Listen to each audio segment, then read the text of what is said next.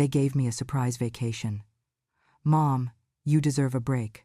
I canceled last minute and found them cracking my safe. I had always believed that silence was the truest sound of a home. After my husband Richard died, that silence became my only company. The soft creak of old wood, the hum of the refrigerator, the rhythmic ticking of the clock he'd repaired a dozen times. But that afternoon, my house wasn't silent. It was filled with the kind of laughter that sounds practiced, polished, and wrong. Robert and Patty were sitting on my couch, their smiles stretched too wide, their eyes darting around the room like thieves pretending to be decorators. "Mom, you need a break," Robert said, his tone that fake sweet one people use right before they take something from you. "This house is too big for you. You shouldn't be alone here all day, surrounded by ghosts and dusty memories." Patty leaned forward, crossing one leg over the other. She always wore perfume that smelled like sugar and steel. "We already planned it, Mom," she said brightly. "A surprise vacation, Palm Springs, spa treatments, massages, a beautiful hotel with a pool. You deserve it. You need to let go of this old place for a bit. You've earned it." Her words rolled off her tongue like honey poured over poison. I watched the way her fingers tapped against her knee, impatient, rhythmic, rehearsed.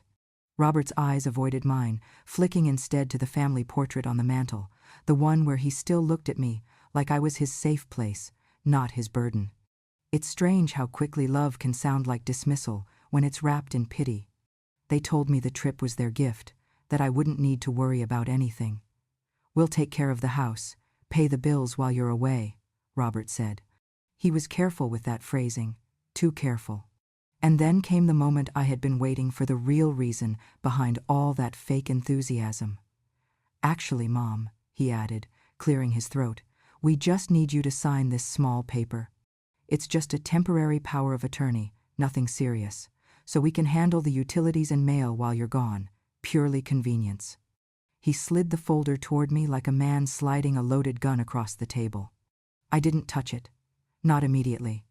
My fingers hovered over the pen, but I could hear Richard's voice in my head, clear as if he were standing behind me.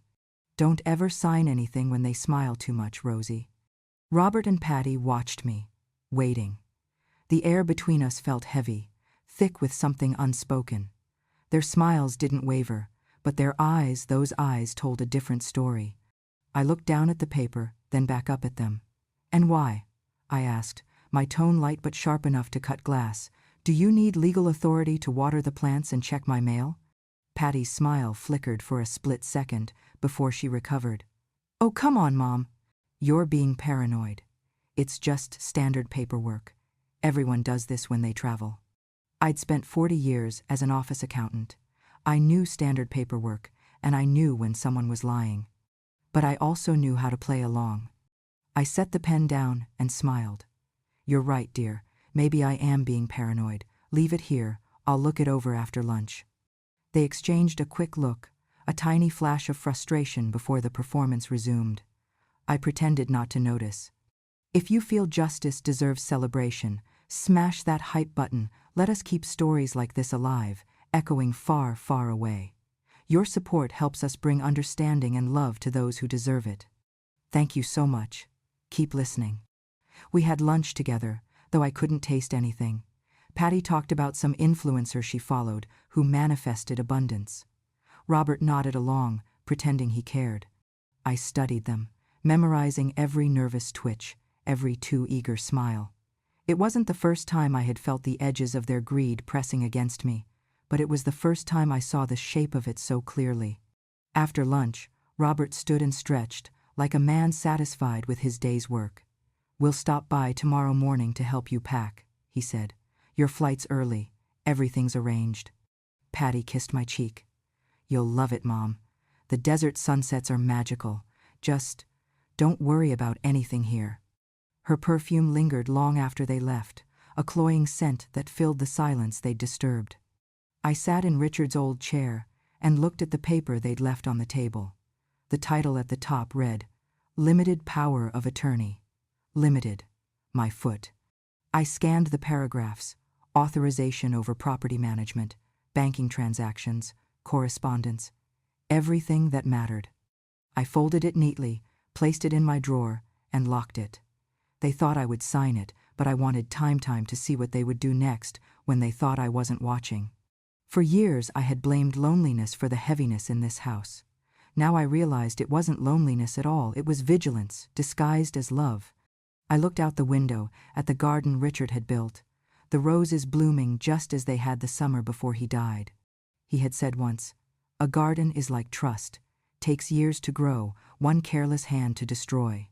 That night, I packed my suitcase, double-checked every door, every window, every lock. Sleep never came.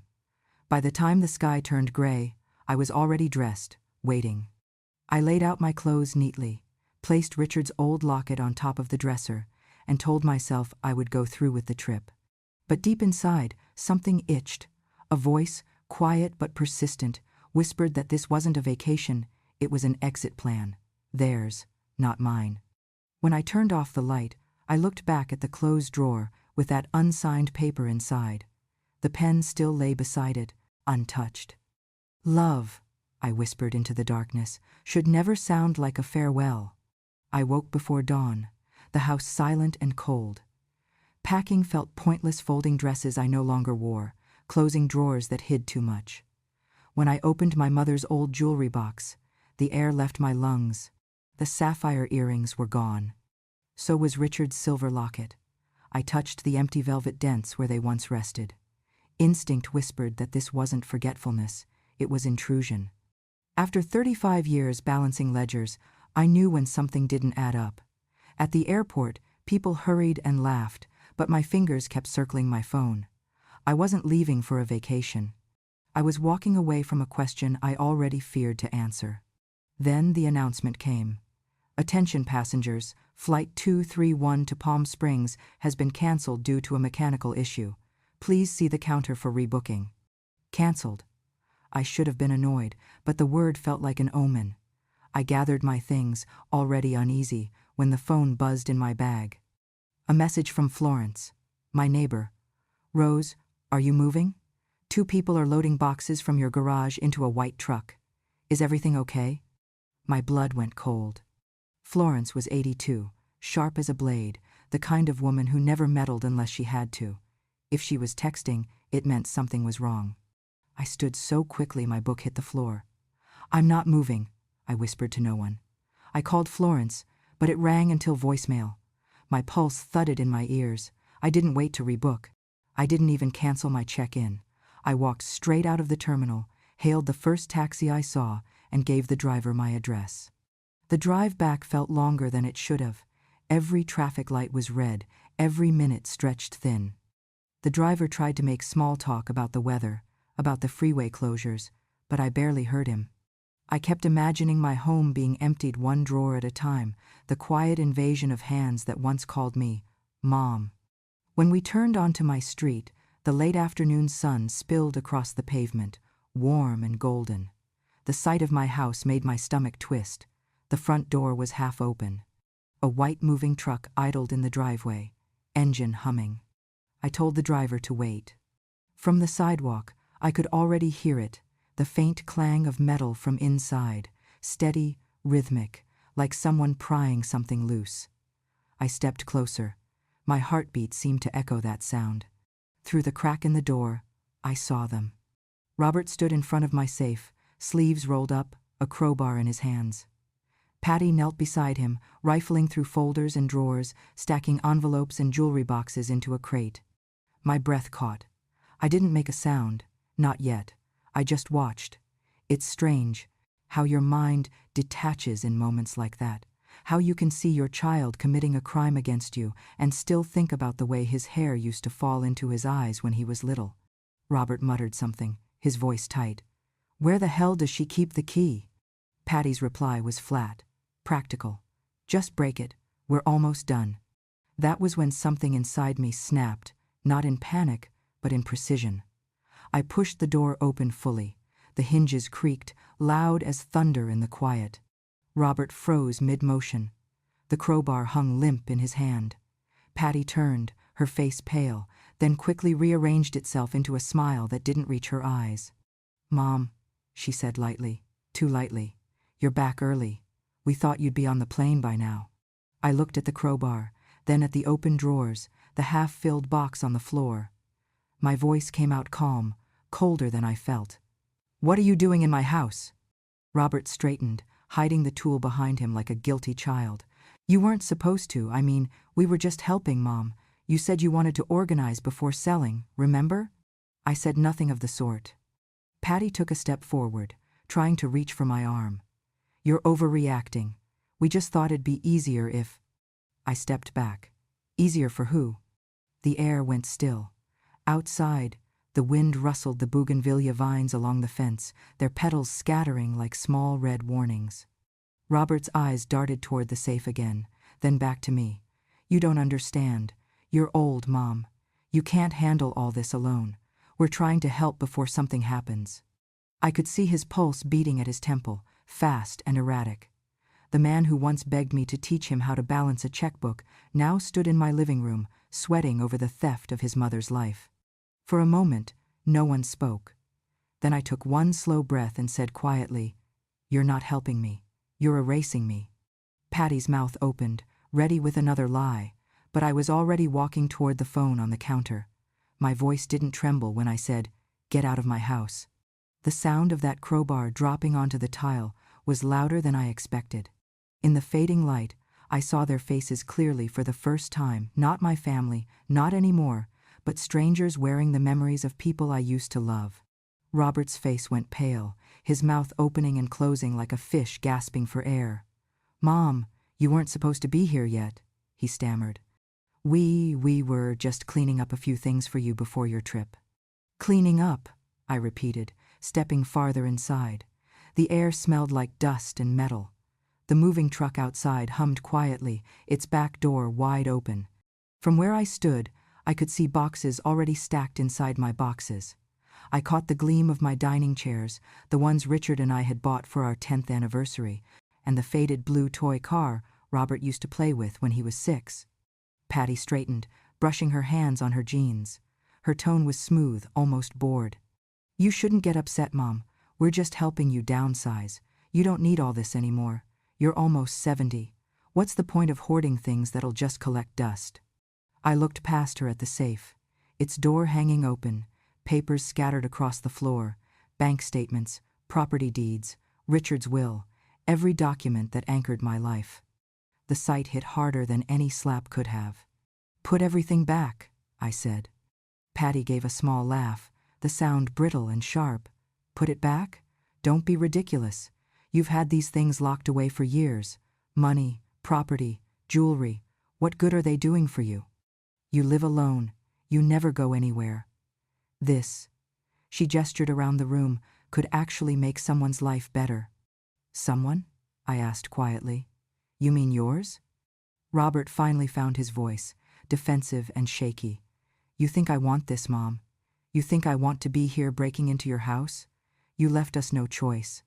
You've been sitting on all this money while we're drowning in debt. We can't pay rent. Patty's car got repossessed last month, and you just sit here surrounded by stuff. I took one slow breath. Robert, this house is mine. I bought it with your father, with our work and sacrifice. You didn't pay a single dollar toward it. He flinched. We helped you, though. We sent you money last year when you said your roof needed fixing. I never asked for it, I said. And you didn't send money. You loaned it to me and made sure to remind me of it every Thanksgiving. His jaw tightened. You're twisting things. You're always twisting things to make yourself the victim. Patty snorted. Honestly, Robert, don't bother explaining. She doesn't get it. She never did. She's always acted like some martyr, sitting here with her old photos and her perfect little house while the rest of us struggle to survive. Maybe it's time she learned what struggle feels like. Her words cut through me like a blade. I stared at her. At this woman who had called me Mom for 10 years, who'd smiled in my kitchen and hugged me on holidays, now speaking as if I were an obstacle, not family. I turned to Robert. Is that what you think too? That I deserve this? He looked away, his hands trembling. You don't understand, Mom. We needed a break. We thought maybe if we sold a few things. A few things? I pointed toward the truck. That's half my house. My life. Your father's memories. You were going to sell it all while I was gone? Robert ran a hand through his hair, pacing. You weren't supposed to find out. I mean, you were supposed to be in Palm Springs by now. I almost laughed at the absurdity of it, but my throat closed around the sound. So this was your plan all along. Send me away, rob me blind, and hope I'd be too confused to notice when I came back. Patty crossed her arms, unbothered. We weren't robbing you. We were redistributing resources. Redistributing? I said, my voice cracking for the first time. You're talking about my husband's locket, my mother's ring, the deeds to this house. That's not redistribution, Patty. That's theft. She shrugged. Call it whatever you want. You're old, Rosemary. You can't even keep track of your own things. You should be thanking us for handling it for you. For a moment, everything around me blurred: the truck, the scattered papers, the sound of my heart pounding in my ears.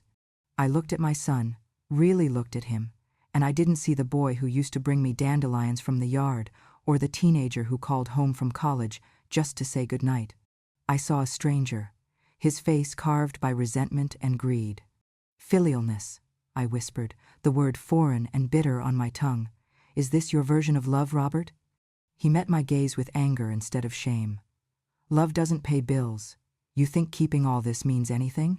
Dad's gone. You're wasting what could actually help us. I felt something in me harden, a final wall locking into place. Your father worked his whole life so I'd never have to beg anyone for help, least of all from you. Robert's voice rose. You're living off everything he built. Off me too. You think your little pension covers this place? You've been living on borrowed time, Mom. This house, this money, it's a burden. For you and for us. I stared at him, trying to find even a flicker of remorse. There was none. Just fury, humiliation, and fear tangled together. Outside, the sky had turned a strange gold, the kind that burns before nightfall. In that light, the boy I once knew vanished completely, replaced by a man who would sell his mother's memories for a few months' rent. You're right about one thing, I said finally. This house is a burden, because I raised someone who would rather steal from me than ask for help. He opened his mouth, but I didn't let him speak. Get out, both of you, before I stop thinking like a mother and start thinking like someone you shouldn't have crossed. Patty rolled her eyes, muttering something about dramatic old women, but Robert hesitated. For a brief moment, I saw the boy again, the one who used to run to me after nightmares, but then it was gone. As they walked out toward the truck, I stood frozen in the doorway, my hand on the frame for balance. There are moments when your heart breaks so completely you stop feeling pain at all. I wasn't watching thieves empty my house. I was watching my son steal the last good piece of himself. The sound of Florence's cane on the porch broke the standoff like a gunshot. Rose? She called, voice quavering but sharp. I saw the truck. What's going on here? Robert spun around, face tightening. Patty froze mid-step, the color draining from her face before she plastered on another fake smile. Florence, she chirped. We were just helping Mom pack for her trip. You know how she is always overpacking, always worrying. Florence's eyes narrowed. For a woman pushing 80, she still carried herself like a schoolteacher, catching children in a lie. She looked at me, not them. Is that true, Rose? I forced a small smile. Everything's fine, Florence. They're just tidying up. Her gaze slid to the open safe, the papers scattered on the floor, the truck half filled with my belongings. That's a lot of tidying. It's fine, I repeated, a little too quickly. I couldn't risk her staying. Robert's jaw was tightening. Patty's smile was curdling. Go home, dear. Thank you for checking on me. When she finally turned and left, the silence that followed was heavy enough to choke on. The front door clicked shut, and just like that, the masks came off. Patty was the first to break. She laughed a sharp, ugly sound. Well, she said, that was close. You almost ruined everything, Rosemary. Robert sighed, dragging a hand through his hair. You should have stayed at the airport, Mom. None of this would have happened. None of this? I echoed, stepping closer. You mean the robbery? The betrayal? Which part exactly am I supposed to regret missing? He slammed his hand against the side of the safe, the metal ringing through the room. Stop acting like a victim. You've had this house paid off for years while we're drowning. You don't need all this. It's just sitting here rotting. Patty crossed her arms. He's being practical, Rosemary. That's all. You're clinging to the past while we're trying to survive the present. Selling this place would give us a chance to start over, pay the debts, move somewhere better. You'd be comfortable too. I'm already comfortable, I said quietly. Her eyes hardened. You don't get it. You're old. You don't need much to die peacefully, but we're still living. For a moment, I thought I'd misheard her, but no, she said it again, slower, colder. You don't need much to die. The words landed like ice in my chest. I looked at my son. And you agree with this? Robert didn't meet my eyes. He reached into his jacket and pulled out a folder. My folder. Mom, you made this harder than it had to be, he said, flipping it open. Remember after your heart surgery 2 years ago, you signed a few papers just in case something happened. One of them was this. He laid the document on the table. Power of attorney. My signature, faded but real. My stomach dropped. You kept this? I kept it because you trusted me, he said flatly. And because it still gives me the legal right to manage your estate if you're declared unfit. Patty smiled, triumphant. See? You don't have to fight us. It's already done. No one's going to believe a confused old woman over a responsible businessman with documentation. She leaned closer, voice dripping with condescension. You really thought you were in control? That's adorable. I didn't move, didn't speak. The world seemed to narrow into sound, the tick of the clock, the soft hum of the refrigerator, Robert's uneven breathing. Inside, something shifted. The panic burned away, leaving behind something colder, cleaner, clarity. I had always been careful, always cautious. Decades of bookkeeping had taught me how to see through pretty lies dressed as paperwork. They thought the power of attorney made them safe. They didn't know it was limited, temporary, and already expired. It was only valid for 6 months after my heart surgery, a safeguard Richard insisted on when I was too weak to argue. They hadn't read the fine print. But I had. I always did. Patty mistook my silence for defeat. Don't look at me like that, Rosemary. We didn't want it to come to this. But you're impossible. You keep everything locked away, like you're planning to live forever.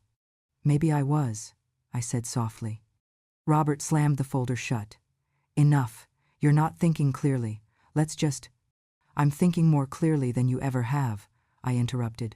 You forged kindness into obligation, turned love into debt, and called it family. And you think that makes you smarter? He hesitated, his mouth twisting. We're doing what has to be done. What has to be done? I repeated. To whom? Patty stepped between us, her smile fading. Stop pretending to be the victim, Rosemary. This is survival. You're just collateral. That word collateral hung in the air like smoke. For a long moment, I said nothing. I just watched them. My son, my daughter-in-law, standing in the ruins of my living room surrounded by boxes of my life, talking about me as if I were already dead. The betrayal wasn't a knife, it was a slow suffocation. I had given them everything that mattered, trust, a home, the years of my hands holding theirs, and they had turned it into leverage. Patty broke the silence. You should rest, Rosemary. It's been a long day. We'll handle everything now. She turned away as if the matter were settled, as if my consent no longer mattered. Robert looked back once, guilt flickering across his face before greed swallowed it whole. You'll see, he murmured. It's for the best. When the door closed behind them, I just stood in the empty house, staring at the paper they'd waved like a weapon. 35 years of signatures and contracts had taught me one thing. Ink can lie, but time never does. They thought they had outsmarted me. They thought I was frail, frightened, and finished. But as the evening light stretched across the room, I knew one simple truth. I wasn't the one standing on borrowed time anymore. They were. I didn't sleep that night. I sat in the dark, staring at the power of attorney spread on the table like a venomous thing. The house reeked of their perfume and betrayal. People think old age means weakness. It doesn't. It means patience sharpened to a point. At dawn, I brewed black coffee, fixed my hair, and began to act slow, frail, harmless. By noon, I'd already struck back. The doorbell camera had caught everything. The white truck, Robert loading boxes, Patty using my spare key, the crowbar, the open safe. Once truth is caught on film, it doesn't let anyone escape. Second, I turned on the small voice recorder I kept for grocery lists and reminders. It had captured almost everything from the afternoon: their argument, Patty's cruel words, Robert's confession about the power of attorney. I replayed his voice saying, "You signed it, Mom. I have a legal right." The arrogance in his tone was like a signature all its own. Third, I called Florence. She answered on the first ring. "Rose, you all right? I've been worried sick since yesterday." "I'm fine, dear," I said, "but I need your help." When she came over, I told her everything. No drama, no tears, just facts. Florence had been a nurse for 40 years. She understood documentation better than most lawyers. Together, we went room to room, photographing everything: the open safe, the missing jewelry, the papers on the floor, the truck tracks still fresh in the driveway. She took notes while I dictated times and details. Then I called a locksmith. "Change every lock," I told the man who arrived an hour later. "Doors, garage, windows, even the mailbox." He looked surprised. "That's a lot of work, ma'am. You sure?" "I'm very sure." Florence stood beside me as he worked, signing her name as witness on the invoice. A small act, but one that turned an old woman's suspicion into legal record. That evening, I took a cab downtown to meet Gilbert Mason, the attorney who'd handled Richard's business affairs for years. He greeted me at his office door with the kind of warmth that made me want to cry. "Rosie," he said, "I haven't seen you in ages. Are you holding up?" "I've had better weeks," I replied, placing the folder on his desk. "I need you to look at something." He put on his glasses and studied the power of attorney. After a few minutes, he frowned. "This version isn't the one I drafted after your surgery," he said. "See this clause? It's been altered. Someone retyped the last page and forged my witness signature. Poorly, I might add." I leaned back, exhaling slowly. "Can we prove it?" "Oh, absolutely," he said. "The original's in my archives. This one's an illegal copy.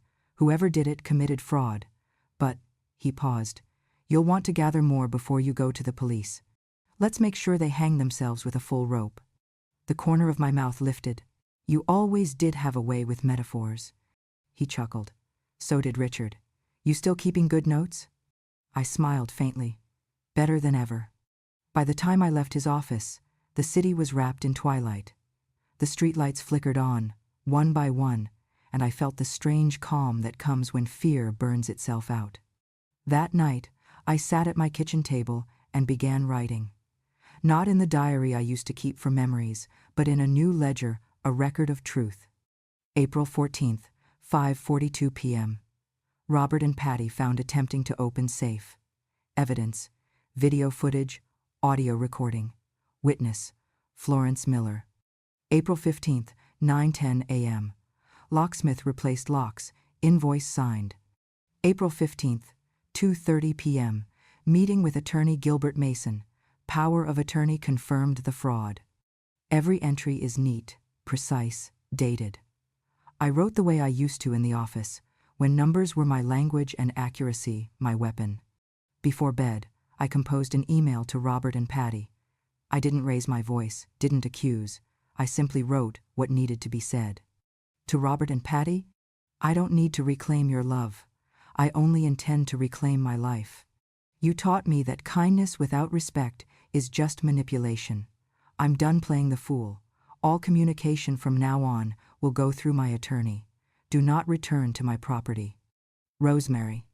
I hit send, then closed the laptop. Outside, the wind rustled the trees, gentle but deliberate, like the sound of pages turning. For the first time in months, I felt awake.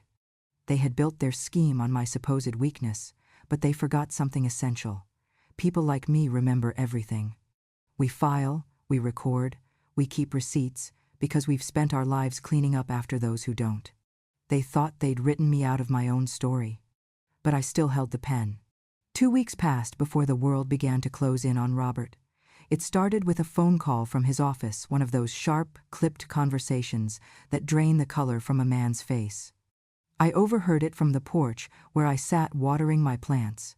His voice rose, then broke into fragments. "That's impossible." "No, that's not listen. I can explain." Then silence. Later that afternoon, Gilbert called me. "Rosie," he said, voice calm but heavy. "Your son used your name as collateral for a loan 6 months ago. He mortgaged the house without your consent. The bank's compliance team started digging after I filed the revocation of power of attorney. They've opened an internal investigation." I closed my eyes, steadying my breath. "So that's why he wanted the deed." "Yes," Gilbert said, "and that's why he's about to lose everything." By the next morning, the unraveling had begun. Patty was the first to go. She drained their joint account, every penny, and vanished. The note she left behind was short and cruel. "I can't do this anymore. You said it would be easy. You lied." When Robert showed up at my door, he looked nothing like the man who had sneered at me weeks earlier. His shirt was wrinkled, eyes bloodshot, hair uncombed. The arrogance was gone, replaced by something raw and brittle. He stood in the doorway, shifting from foot to foot like a child about to confess. "Mom," he said finally, "I lost my job. They're saying I falsified documents. They're freezing my accounts. Patty's gone." I said nothing, waiting. He stepped inside, glancing around the living room stripped bare of boxes. The walls seemed to echo. "I didn't mean for it to go this way," he muttered. "I just wanted to fix things. We were drowning, and you had everything just sitting there. I thought if I could use it, if I could just save the family." I finished for him. He nodded quickly, desperate. "Yes, I only wanted to save us." I looked at him, at the hollowed-out version of my son. "You didn't save anything, Robert. You sold your soul, and you signed my name on the contract." He sank onto the couch, head in his hands. "I don't even know who I am anymore." "Neither do I," I said quietly. "But I know who you were, and that's what makes this so hard." For a long time, neither of us spoke. The house filled with the sound of the ticking clock, the same one that used to chime during Sunday dinners when Richard was still alive. It struck me then how silence could weigh more than shouting ever could. Finally, I set a folder on the table. Gilbert had sent it that morning. Inside were the official revocation papers, the power of attorney voided, property rights restored entirely to me, and an attached letter from the bank confirming his fraudulent loan. Robert's eyes widened as he skimmed the pages. "You did this," he said. "You turned them against me." "No," I said. "You did that yourself. You just never thought the rules applied to you." He stood, trembling, voice breaking between anger and disbelief. "You think this feels good for you, watching your son lose everything?" "I don't feel good," I said. "I feel finished." He started to speak, then stopped, the fight leaving him all at once. He slumped back into the chair, staring at the floor. "What am I supposed to do now?" "Live with it," I said. "You always wanted to be in control. Now you can control your own consequences." The words seemed to land somewhere deep. For a moment, I thought he might cry, but instead, he just nodded slowly, as if realizing there was nothing left to argue. Gilbert arrived later that evening, hat in hand, his expression unreadable. "He came to see me," he said after Robert left. "Tried to convince me you'd manipulated him." I laughed softly. "He's still trying to write his own version of the story." Gilbert smiled faintly. "The thing about liars is they eventually forget which version they told." He hesitated before continuing. "If you want, I can press charges. Fraud, forgery, attempted coercion, there's enough evidence to bury him legally. But," he leaned back in his chair, "sometimes letting a man live with what he's done is a harsher sentence than any cell." I thought about that for a while, about the look in Robert's eyes when he said he didn't know who he was anymore, about how guilt can rot a person from the inside long before prison ever could. Finally, I said, "No charges, let him face himself." Gilbert nodded. "Then you've already won." When he left, I stood by the window, watching the sun dip behind the hills. The street was quiet, bathed in the same golden light that had once shone through on the day I caught them at the safe. Only now, it didn't sting. It felt clean, like the world had taken a deep breath. Some debts don't need collecting, they just need remembering. Robert would spend the rest of his life remembering this one. Robert came back on a Tuesday morning, a shovel in one hand and a paper bag in the other. He didn't knock, just stood at the gate like a man waiting for judgment. His voice was rough when he finally spoke. "I'm not here to talk, Mom. I just want to fix the yard." The grass had grown wild after months of neglect. The rose bushes Richard planted years ago had withered to dry stalks. I watched him from the porch as he started clearing weeds, sweat darkening his shirt. Every few minutes, a car slowed on the street, the neighbors pretending not to stare. By noon, the whispers had already begun. "Is that her son? The one who tried to take her house? Guess he's doing yard work to earn redemption." Let them talk. Words are cheap, labor is not. When he came inside for water, I didn't offer a chair. He stood by the doorway, silent, until he said quietly, "I'm not asking you to forgive me. I just need to do something right." I handed him a glass. "Then stop talking and do it." For days, he worked without complaint. He fixed the broken fence, scrubbed the porch steps, painted the shed. I didn't thank him, and he didn't expect it. He came early, left before sunset, sometimes leaving tools in neat rows like a man rebuilding a piece of himself. One afternoon, Florence stopped by with her dog. She leaned close, whispering, "Never thought I'd see him with a rake instead of a lawyer." I smiled faintly. Consequences come in all uniforms. Over time, the yard began to look like itself again, tidy, deliberate, alive. I started leaving a thermos of iced tea on the porch table. He never drank it while I watched, but it was always empty by the time he left. Weeks passed before I allowed him back inside the house. He hesitated at the doorway, as if stepping into sacred ground. "You can take your shoes off," I said, "but don't expect dinner." He nodded. "I wouldn't dream of it." Still, by the end of the week, he was helping me fix the leaky sink, changing light bulbs, mending the screen door. One evening, when the work was done, I poured 2 cups of tea and set one across from me at the table. He stared at it for a long time before sitting down. We didn't talk about the past, not at first. We talked about practical things, the weather, the price of gas, the tomatoes I planned to plant. It felt almost normal, almost. Then one night, as twilight crept through the window, he said softly, "I keep dreaming of the day Dad taught me to paint the fence. I was 8. I remember complaining that it was pointless, that the old paint was good enough. He told me, 'You don't paint the fence for the wood. You paint it so it remembers someone cared.' I think I finally understand what he meant." I stirred my tea slowly. "Good," I said, "but understanding doesn't erase what you've done." He nodded. "I know." We sat in silence, the kind that hums between 2 people rebuilding something fragile. The clock ticked on the wall. Outside, the wind brushed through the garden he'd been tending. For the first time in years, the air inside the house felt breathable. Still, forgiveness is not a door you can walk through just because you're tired of knocking. It's a gate that only opens when the one inside feels safe again. "Mom," he said after a long pause, "do you ever think people deserve second chances?" "Sometimes," I said, "but only when they stop asking for them." He smiled faintly. "Then I'll just keep showing up." "Do that," I said. The next morning, I found a note on the kitchen counter. No apology, no plea, just a list of things he'd fixed, and at the bottom, a line that read, "For what it's worth, thank you for letting me try." I left the note there for weeks. Some mornings, when the light hit it just right, I could almost see the boy he used to be, the one who ran through the yard barefoot, chasing after Richard with a paintbrush too big for his hands. Maybe redemption isn't about being forgiven. Maybe it's about being useful again, even in small ways. A month later, the neighbors stopped whispering.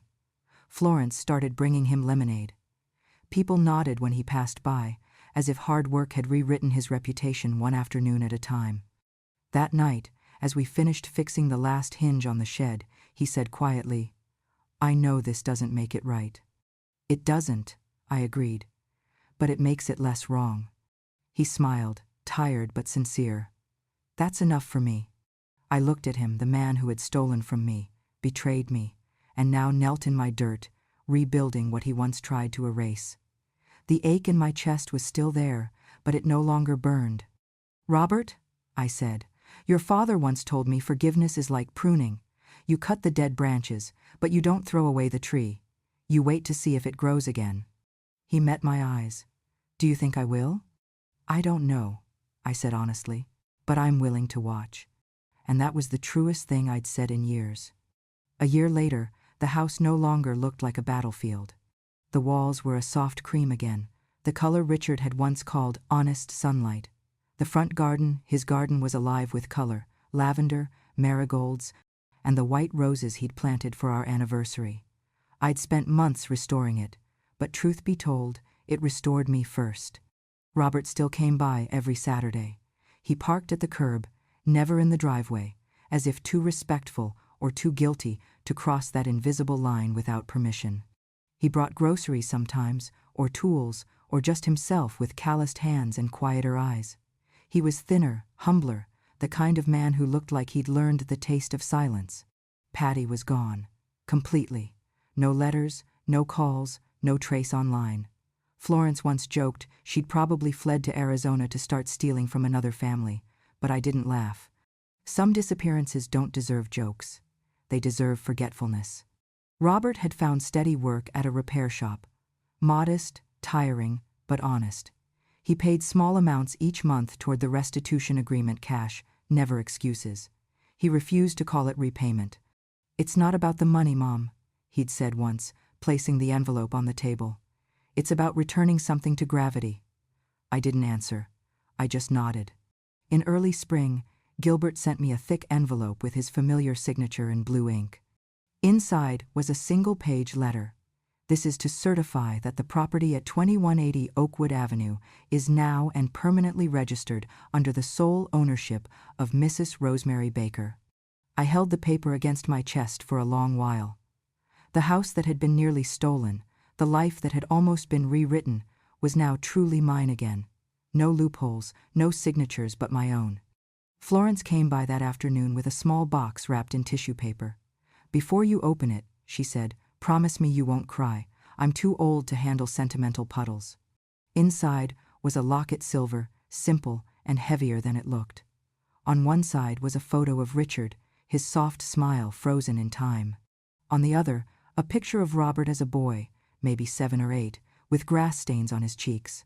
Between them, she'd added a small photo of me, taken last month when we had tea on the porch. 3 faces, past and present, locked together. On the back was an engraving, "New lock, new life." For a moment, I couldn't speak. I just held it, the metal warm from my hands. Florence patted my shoulder. "The old locket was stolen," she said. "This one was chosen." That night, I sat at my desk and opened my journal, the one where I'd written every ugly truth, every line of betrayal and recovery. The pages were filled with ink and pain, but also something else, evidence of survival. I wrote my final entry. They gave me a vacation to escape my life. I canceled it and found my freedom instead. The next morning, I installed a new safe in my bedroom, not as large as the old one, but sturdy and fireproof. When the locksmith finished, he handed me the keys and said, "Ma'am, this one's solid. No one's getting in without your say-so." I smiled. That's the idea. Inside the safe, I placed only 3 things. Copies of every legal document Gilbert had helped me secure. The new deed to the house. A handwritten note on plain paper, folded neatly. The note read, "Not everyone deserves to live inside your memories." I locked it, hearing the mechanism click, a sound both final and freeing. The house was quiet, except for the faint hum of the evening breeze through the window screens. Outside, Robert was trimming the roses. Florence waved from across the street, her dog tugging at the leash. The world had gone on spinning, as it always does, but slower, softer, as if out of respect for what had been mended. I made myself tea and sat by the window where Richard used to read the newspaper. The same light fell across the room, but it felt different now earned. I ran my thumb over the new locket and whispered, "You'd be proud, Richard." Not because I forgave him, but because I remembered how to protect myself. I stood, checked the locks on every door, and for the first time in years, I didn't do it out of fear. I did it out of ownership. Peace doesn't always come with forgiveness. Sometimes it comes with boundaries, reinforced by steel and memory. As night settled over the quiet California street, I turned off the lights, the safe humming quietly behind me. Justice, I realized, doesn't always wear a badge or swing a gavel. Sometimes it sounds like a lock clicking shut in the hands of a woman who finally learned when to close the door. And that's how it happened the day they sent me on a vacation and I came home to find the truth instead. I didn't need palm trees or hotel beds to find peace. I found it right here, inside the same four walls they tried to take from me. If my story reached something inside you, if you believe justice can be quiet, strong, and patient, then stay with me. Subscribe to Grandma True Stories, where every week I share what life teaches when the world thinks you're too old to learn. Stories of betrayal, courage, memory, and the kind of strength that only comes with time. Because sometimes the softest voices tell the loudest truths. Thank you for listening, and remember, wisdom doesn't shout, it remembers.